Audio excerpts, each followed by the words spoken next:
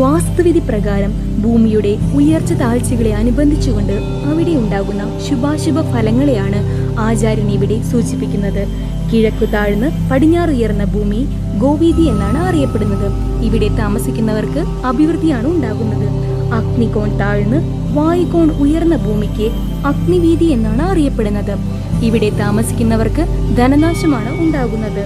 തെക്ക് താഴ്ന്ന് വടക്കുയർന്ന ഭൂമിക്ക് യമവീതി എന്നാണ് അറിയപ്പെടുന്നത്. ഇവിടെ താമസിക്കുന്നവർക്ക് മരണമാണ് ഉണ്ടാകുന്നത്. നിര്യതി താഴ്ന്ന് ഈശാനകോൺ ഉയർന്ന ഭൂമിക്ക് ഭൂതവീതി എന്നാണ് അറിയപ്പെടുന്നത്. ഇവിടെ താമസിക്കുന്നവർക്ക് ധനനാശമാണ് ഉണ്ടാകുന്നത്. പടിഞ്ഞാറ് താഴ്ന്ന് കിഴക്കുയർന്ന ഭൂമിക്ക് ജലവീതി എന്നാണ് അറിയപ്പെടുന്നത്. ഇവിടെ താമസിക്കുന്നവർക്ക് ദാരിദ്ര്യമാണ് ഉണ്ടാകുന്നത്. വായുകോൺ താഴ്ന്ന് അഗ്നികോൺ ഉയർന്ന ഭൂമിക്ക് നാഗവീതി എന്നാണ് അറിയപ്പെടുന്നത്. ഇവിടെ താമസിക്കുന്നവർക്ക് പുത്രനാശമാണ് ഉണ്ടാകുന്നത്. വടക്ക് താഴ്ന്ന് തെക്കുയർന്ന ഭൂമിക്ക് ഗജവീതി എന്നാണ് അറിയപ്പെടുന്നത്.